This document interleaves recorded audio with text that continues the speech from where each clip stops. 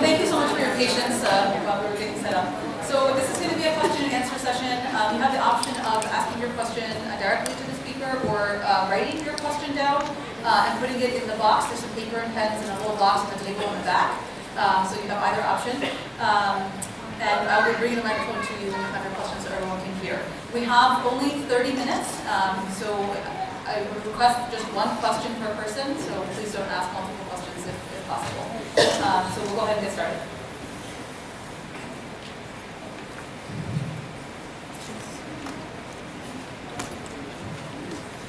Assalamu alaikum. So being a Muslim amongst sometimes you feel like, especially women with a hijab, that anxiety, some certain attacks in the media or some cases that happen in many of Islam, even though Islam is honestly women. So how can you empower the Muslims to not feel the anxiety when they go out when they go out and to do their daily life activities?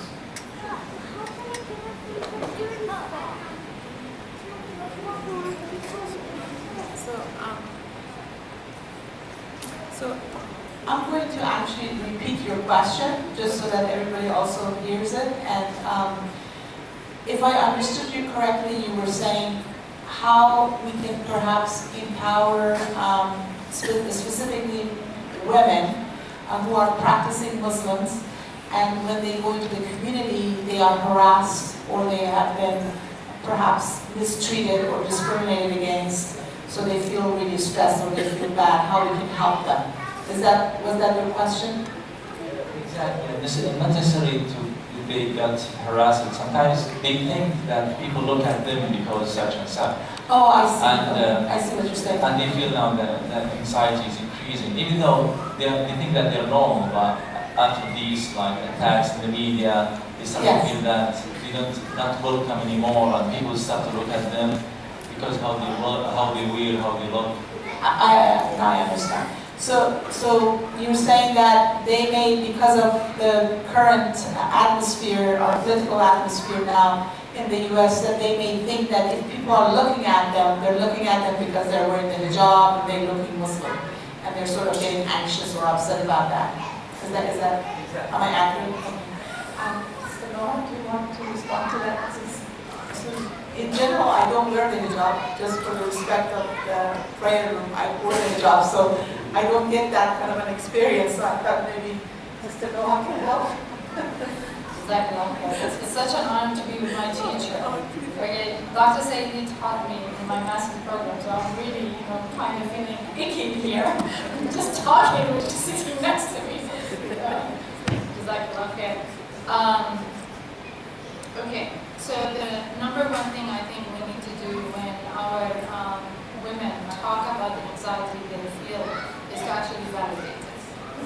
Because if they are feeling it, it's true. It's valid. I mean, it is anxiety provoking, honestly. Okay. So let me speak from my own experience. I remember after 9/11, I was really scared. Honestly, I was very scared.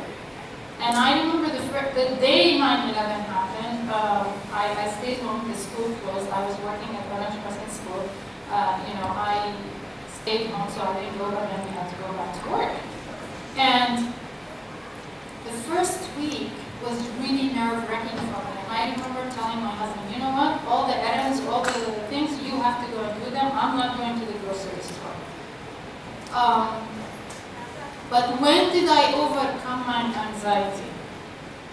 I overcame my anxiety when I started meeting people, non-Muslims, who are nice and friendly, who came up to me, I'll tell you about my neighbor.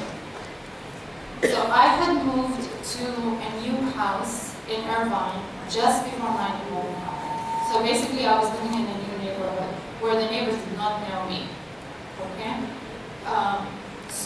And then 9/11 happened, and if you remember at that time in the media, they started talking about neighbors and neighbors calling on each other. There was really climate of fear going on. And I'm thinking, okay, I don't know what these neighbors are thinking of us. Me with my hijab, I'm sure I look weird to them, and so on. Anyway, 2 days after 9/11, I got this beautiful card from one of my neighbors whom I didn't know. She never met me. But what does she say in the card? She says, just wanted to introduce myself.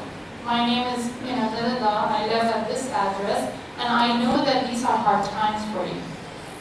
And I want you to know that I will be there for you, supporting you. If you need me to go and run errands for you, if you need me for anything, just let me know.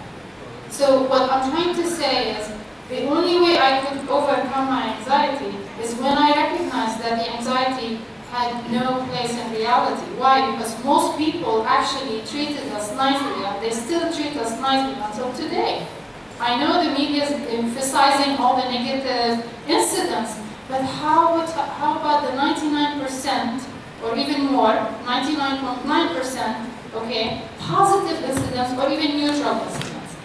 I am not denying that Islamophobia is happening. It's happening, but let's contain it. Let's, let's not exacerbate the problem or magnify it. So, what am I saying? Validate their feelings, okay? Don't dismiss them. Don't say, oh, you're stupid, why are you thinking this way? Oh, you shouldn't feel this way. If someone is feeling anxious, that's weird. And then ask about what would help you. What would help you overcome, this anxiety? Another thing, at a community level, I think we need to be more supportive, like, have groups maybe, so we can actually talk, and then we can actually know that we're not alone. We're all in the same boat. The last thing I'm going to say about this particular issue, because especially after the sunburn and attacks, and it happened also after 9/11, but I'm sensing nowadays we're having more and more of our young sisters taking off their hijab. So please, let's not judge them. Okay, especially for the brothers, please. Okay, I'm talking to you brothers, because the sisters, I think we are more forgiving. But the brothers, they go sometimes like, why are you taking off the hijab? You shouldn't do that. Okay, you're not the one who's walking in the streets with the hijab. Okay, we are. So if a woman decides that this is what she wants to do, please, no judgment. And ask about how you want to help and support her. And I hope this answered the question. Yes? We're going to take one question from the audience, one question from written questions. So we'll go back and forth. Go ahead, brother, and then we'll do a question from the box. Assalamu alaikum. And my question I think is appropriate for Sister Noha. For parenting, we have 2 young children.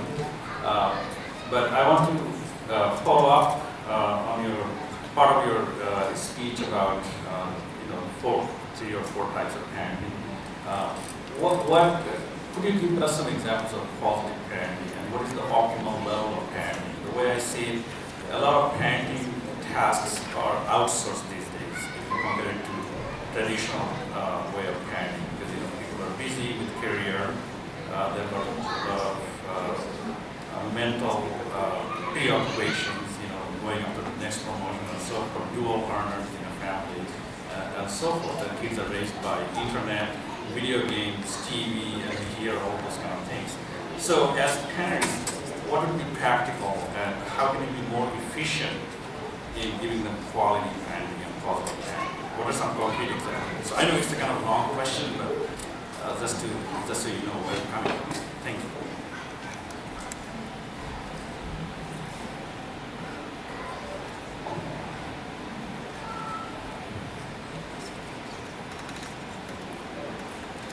Okay, as you said, it's a multi-layered question. Okay. So basically what I heard from you is to give you an example of a positive parenting and what is optimal parenting, especially nowadays where a lot of families are dual learners and the parents are preoccupied by providing.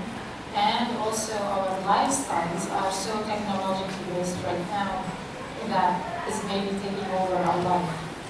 That's what I'm here for you, right? Okay. So I'm just going to give you one quick example of what is a positive parenting versus, something else. So positive parenting would be if you have a problem with your child, you actually sit down and, this is for verbal children, okay? Older verbal children. You sit down with them, you discuss the issue, you voice your concern about the issue and hear what they have to say, and you both work together to find a solution. That's a positive parenting. A authoritarian parenting in this particular situation would be something like, okay, your son had an F in his report card, so he comes home and you're like, okay, you're grounded for a month. You see what I'm saying? So authoritarians, they go into punishment and control without actually really assessing the situation, hearing from the child, looking for solutions. Do you see the difference between the two? A permissive parent in this particular situation would do the following. He or she would say something like, oh, Habibi, why do you have an F in your mouth? What's going on? I love you. You know that. I love you so much. I know you can do it. So what's going on? And then the son or the daughter goes back, oh, mom, just one test, no big deal. Okay, Habibi, okay. That's a permissive parent. Okay? So you don't want to do this, you don't want to do that. You actually want to solve the problem. You want to be engaged. So the positive parenting, I am inviting all of you to engage her. Actually involves a lot of effort. It actually involves a lot of time commitment on your part. It actually means that you're going to prioritize the time spent with the children and the family over other things in life, including also how much time you're busy earning money.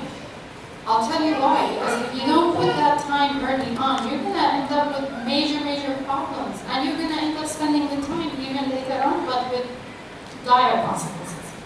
So I really want to shake up our community. You have to put time into your parenting and into your families. You have to. You do not get children who are connected to you out of vacuum. No. You have to put that time. And no nannies, no babysitters, nothing can replace you as parents. You both have to work, but make it in a way so that you are actually spending as much time as you can. Both alternate your work schedule. I mean, I know families where, one works at night, one works during the day, so that, they are with the children. Maybe some of you are sitting there and listening to me and they're going like, this sister Noha is just really being unreasonable here. She's not real. This is not life. And all I'm inviting you is to start thinking about prioritizing that, and you will find solutions. And you will find ways. Because I see the problems in my office. And the problems happen later on, not early on. Early on is easy. When the children are young, most probably, think you're having some challenges in behavior, but the real problems, they happen later on. So, there are resources out there. For example, actually, there is a full parenting class online on Gumroad that we recorded in Garden Grove. So if anyone is interested in learning about parenting, you can actually download. You have to buy it, of course. It's not free. You have to buy it, and you can watch it. So you have unlimited access to it. Okay, and there are so many practical tips in that parenting class that I do believe that it will be, inshallah, helpful. I hope I answered your question. Thank you. Yes, I did. Please make your children a priority. They are not going to stay with you for long. You only have 940 weeks with them until they're 18. 940 weeks. When they're 18, they're going to leave the house. Most probably. So what about this? So now we have a written question. Yeah. So after hers, Alice, I promise you. Sorry, I think we need to go to a written one. This one says, How do you equip a family member dealing with someone who has a personality disorder to help that affected member and help themselves through the frustrations? This is actually a very difficult question. It takes a great deal of time to answer it, but the best I can do right now is this. I would like to know who has diagnosed that person with a personality disorder. Is that a family diagnosis or is that a professional diagnosis? So that we need to clarify. If it is a professional diagnosis, then the good news is that if that person is seeing a professional, there is hope that over time their experience is going to change, hopefully. But you need to think about it this way. All families are systems, and all systems work in the process of action-reaction. There is no such thing as one person being the only person who is the problem. Actually, in our profession, we call that person who comes in as the only person who has the problem as the identified patient, which means this person has been identified to be the patient. But when you do family work or family system work, you're looking at the entire family system, at all the members and their actions and reactions, relationships with each other. Because there is something going on in the system that promotes and maintains the poor behaviors of what we call the identified patient. So I'm hoping that that is very clear. I'm not saying that everybody in that family has a personality disorder, but what I'm saying is that if someone is professionally identified to have a personality disorder, that means they are already in therapy. If they are not in therapy, they need to be in therapy. Personality disorders are very resistant to change. The reason they're called personality disorders, different than the other disorders, is that there are what we call ego-syntonic, meaning the person who experiences it may not know it. They may not feel the suffering, but people who are around them probably are suffering more. So they are less likely to go seek help because there's nothing really about their own experience that is bothering them. Unless something happens, which is again the family's function. The family can do an intervention. They can talk to this person each one at a time in a loving, non-judgmental, non-attacking way to tell the member, look, when you do these behaviors, this is how I feel or experience, and I appreciate if you get some help. If all the family members have that conversation and also be open to hear from the other person as to what it is that they do that is not helpful to that family member, then there is a conversation, there's a dialogue, and the dialogue would allow everyone to sort of, in a way, share their experiences and see where they can help each other out. That is why people actually go to therapy, go to family therapy, or perhaps find someone in their own family who they trust and is wise and can actually manage a conversation without people start calling each other names or pointing finger or yelling at each other. That needs that kind of a context or environment so that people can actually share their thoughts and feelings and see what they can do or accomplish. So hopefully you can encourage that person to seek help. But if you have diagnosed them with personality disorder, I suggest you do not say that to the person, because if you're not a professional, you might actually be wrong. And this may actually, in a way, create more problem than helping the family. So I hope I've answered that. There are a lot of written questions. Okay, from before, but I'm going to answer the question. So Saha, after the first presentation, she asked about, remember when I talked to you about the vulnerability stress model for mental illness? We talked about vulnerability, genetic factors, psychological and learned perception, and low social support. And so she asked, what does low learned perception is? Okay, so let me give you an example of learned perception. Okay, so you have a 2-year-old. Okay, he, for example, dumped milk on the floor. Okay? The mother looks at the 2-year-old and tells him or her, "You're so stupid. You're so clumsy. How could you do this?" Okay? So this was a mistake, and this was the maternal reaction to the spilling of milk. If this continues, every single time the child makes a mistake, the reaction the child is going to get from the parent is, "You're so stupid, you don't get anything right." One of the possible ideas that this child can get about himself or herself, that I am not good. Okay? That's a learned perception. Learned perception is dependent on a recurrent incidence, okay, that is validating a specific theme for the child. Can we predict? It could be positive, exactly. So because we're talking about the vulnerability issue here, right? So one of the major negative learned perceptions for depression specifically has to do with self-worth. Okay, so I'm not good enough, I am a mistake, I never do anything wrong, and this usually happens, in the early years because it depends on the mistakes that are happening and how does the parent respond. Let me, for example, not in a vulnerability model, give you a positive example of learned perception. So that would be the same child, okay, spilling milk on the floor, and then the mother, and you were talking about what's a positive discipline, parenting. The mother brings a rag to the child and says, "You spilled the milk on the floor, okay? You are responsible to clean it." You see, those are important messages. So you spelled it. There's no shame. I'm not shaming the child and saying, "You're stupid, how could you do this?" But what am I saying?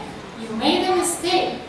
You have to own it, and you have to take care of it. So you are actually, I'm going to hand you the rug, I'm going to teach you how to clean, okay? And you're responsible to fix the mistake. So what's the learned perception in this particular situation? Okay, I spilled milk, and I am wiping it. What do you think the child, if this is happening, okay, over and over again, what do you think the child is learning? Responsibility, and what else? Someone said? What? Self-esteem, that I am capable.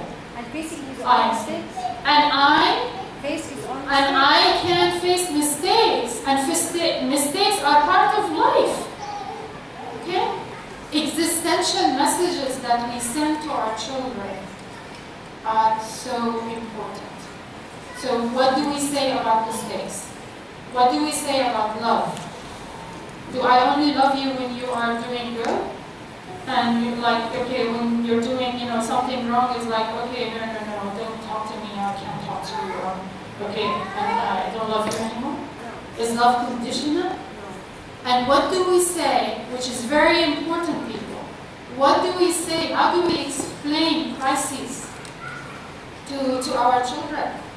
How do we explain for them death and trauma? One of the beautiful examples I remember when I was an intern, and I used to go to one of the public schools in Garden Grove. I would do counseling for the elementary school kids. So one day I went to school, principal sees me and he's like, "Oh, Noha, I have a case for you today." And I'm like, "Okay, what?" And he's like, "Yeah, we had a girl in 4th grade who was actually in a car accident." I said, "Okay." And he's like, she was sitting in the back seat next to her cousin, and in the car accident, the cousin who was sitting next to her died. She was in the same car, she was sitting next to her, she saw her cousin die. 4th grade. Okay? So 4th grade is about what, 8 years? Or 10? 10? Okay, 10. So he's so worried. He tells me, I'm so worried about her, and so this is the first day she's coming back to school. Please, we want you to see her. So of course, no problem. So she comes in, and I'm expecting what? I'm expecting a child who is like broken, right? That's what I'm expecting, because this is like a major. So she sits down, she's calm, okay? She's not anxious. And I say, okay, the principal is kind of worried about you, and because of the accident that happened and that your cousin died. So tell me what's going on with you. I will never forget how she responded. She said, my cousin right now is a bird in heaven, and my cousin is okay. She's Catholic. So the existential message, you see what the parents have done? What have the parents done? They have given her an existential explanation for what happened that will bring her peace. So what are we doing with our children? I'm really, inviting you to consider, how do you respond when you are going through a crisis? What do your children hear from you? Do they hear, إِنَّا لِلَّهِ وَإِنَّا إِلَيْهِ رَاجِعُونَ لَا حَوْلَ وَلَا قُوَّةَ إِلَّا بِاللَّهِ. May Allah give us patience, or inshallah we will weather this, inshallah we will have. Do they hear that? Or do they hear, how could this happen to me? Or how could this happen to us? And we're constantly bombarded. We did not recover from the last, problem, and now we have another problem. What existential message are your children getting from you? Because those messages are going to stay with them. So, I hope I answered the question. Yes? And to what extent does the negative family environment elaborate, the disorders? To what extent? Yeah. To what extent does the negative family environment exacerbate the disorder? As I said before, we don't have predictable. We can't say okay, if the family environment is like this and the genetic predisposition is like this, then the child, is going to be like. We can't. Why? Because there are so many factors. Like for example, a protective factor could be that this particular child has a mentor or has a teacher in school. Okay? And that teacher and that mentor has established a strong relationship, and that becomes protective. So, and I see this as the beauty of how Allah subhanahu wa ta'ala created this. Okay, this is me personally. I know you guys are going, Sister Noha is weird. But really, truly, for me, this is very humbling. Because it just shows us how little, we are invited by Allah subhanahu wa ta'ala to do everything in our power to improve our situation and to change the situation. That's our responsibility. But also, we know that Allah works in so many beautiful ways. He sends a disaster one way, but He opens another door of blessing and barakah in another way. We just have to trust. Trust in Him and submit. And say, oh Allah, this is so difficult for me. This is really tough. I don't have anyone except you. And I am seeking you to help me. Submission. Because Islam is about submission.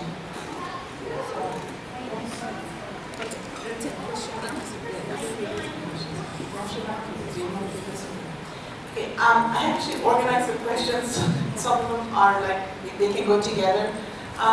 Few of the questions, so I'm answering them in general because there are many and I would like to get to all of them with Sister Noha's help.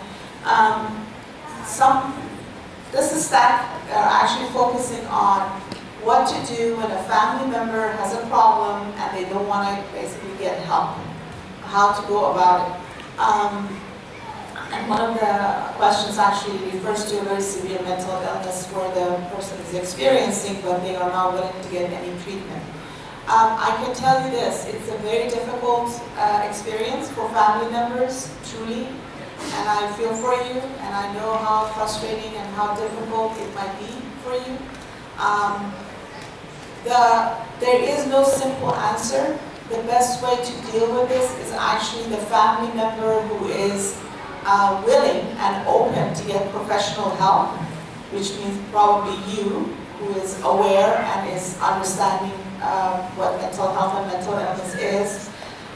The person who is willing to get help can actually approach a professional, try to see what they can do for themselves as a way of dealing with the situation, and then asking for family forms of therapy so that the therapist can actually invite the rest of the family to come in.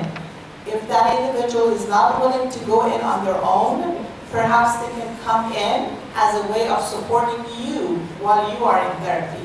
And maybe that would be the first step in introducing them to the process of therapy and how helpful and how empowering it could be for them. So a lot of times people are not willing to do this alone, but if they are coming in to help someone else, which would be probably you, they might be willing to show up, and that would be your opportunity to get them to seek professional help. Keeping at it and keep telling these people you have a problem, you need to go see someone, you have a problem, you need to go see someone, will just make it worse actually. They will probably dig their heels and they may not want to do this.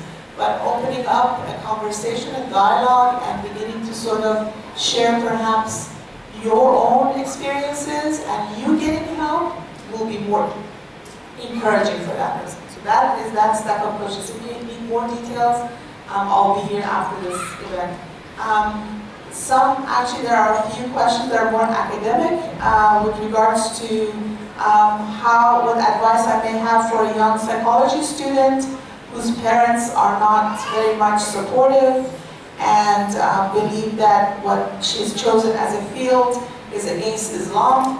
And unfortunately, I'm not really well studied in Islam or know much about that aspect of our religion, so I would like to defer that to Sister Noha.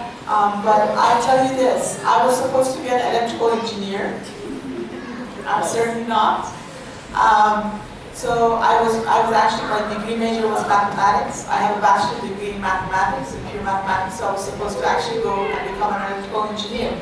But my love was for psychology since I was 15 years old. And the reason for that was because I was raised with my mother's extended family, and that was a very complicated family, and everybody was at some level or another, was a very complicated personality. By age 15 and a half, after receiving a book from my uncle, who actually later on was trying to stop me from becoming a psychologist, I diagnosed the entire family. And miraculously, my book got lost. To this day, I'm 54 years old, my mother still denies that she touched my book. She goes, I don't know what happened to the 700-page book. So, anyways, in other words, if this is your love and your passion, you will pursue it regardless of what your family says or what they want. You may have to take a kind of a detour, because that's what I did. I double majored actually. I got both psych and math at the same time because I had to satisfy them as well. So you may have to put a lot more effort and more energy into it, but if that's your passion, you will eventually get there, inshallah. Somebody wanted to know about the hospital in Egypt. I'll tell you after this. Then the other questions are a bit more specific and actually have short answers. But before I get into them, do you want to do one and I do one? So someone asked how we can help someone who is a heroin addict or is in that sort of a situation, so a friend who's not actually a Muslim. What are the best steps to take to support him in recovery? The best way to support someone who has had addictions, if this person is now in the process of recovery, which means that they've already received professional help and rehabilitation and now they're out and they're trying to make a living. If that's where their friend is, the best way to do that is to be basically supportive by telling them that you are available to them if they are stressed, if they need someone to talk to, and you can be there in that way. You do not want to judge them, you do not want to be the person who tell them do or don't, because that's not your role or job, you're a friend. The best you can do is to be there for them and be supportive.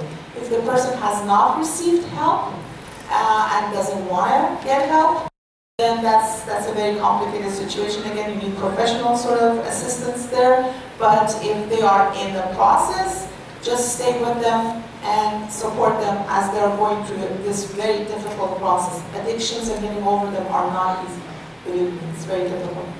And again, if you need more, we will be here to support.